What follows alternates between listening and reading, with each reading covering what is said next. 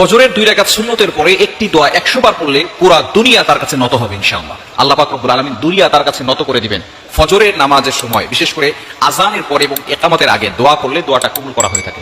নবী সাল্লাল্লাহু আলাইহি ওয়াসাল্লাম জানিয়ে দিয়েছেন, তিরমিজি শরীফের হাদিস, আদ-দুআউ লা ইউরাদ্দু বাইনাল আযান ওয়াল ইকামা, আযান এবং ইকামতের মাঝখানে যে দোয়াটা করা হয় সেই দোয়াটা আল্লাহ তাআলা কবুল করেন। তবে বিশেষ করে ফজরের নামাজের সময় আপনি 2 রাকাত সুন্নতের পরে, ফরজের আগে আযান হয়ে গেছে, 2 রাকাত সুন্নত পড়েছেন, ফজরের নামাজ তো 4 রাকাত, তাই না? 2 রাকাত সুন্নত, 2 রাকাত ফরজ, 2 রাকাত সুন্নতের পরে এবং ফরজের আগে মধ্যবর্তী সময় 100 বার এই দোয়াটা পড়বেন।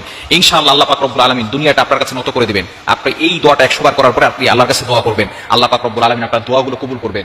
আপনার সন্তান আপনার কথা শুনে না, আপনার মেয়ের বিয়ে হচ্ছে না, আপনার অভাব, আপনার বিপদ, যত ধরনের কষ্ট আছে, দুঃখ আছে, সব আকাঙ্ক্ষাগুলো আপনি আল্লাহর কাছে বলবেন, দেখবেন আল্লাহ তাআলা সবকিছু আপনার জন্য সহজ করে দিবেন। আল্লাহ পাক রব্বুল আলামিন যদি বান্দাকে বিপদ থেকে উদ্ধার করতে চান, তাহলে আল্লাহ পাক রব্বুল আলামিন তাকে বিপদ থেকে উদ্ধার করেন, দুনিয়ার কোনো শক্তি তাকে বিপদে ফেলতে পারে না।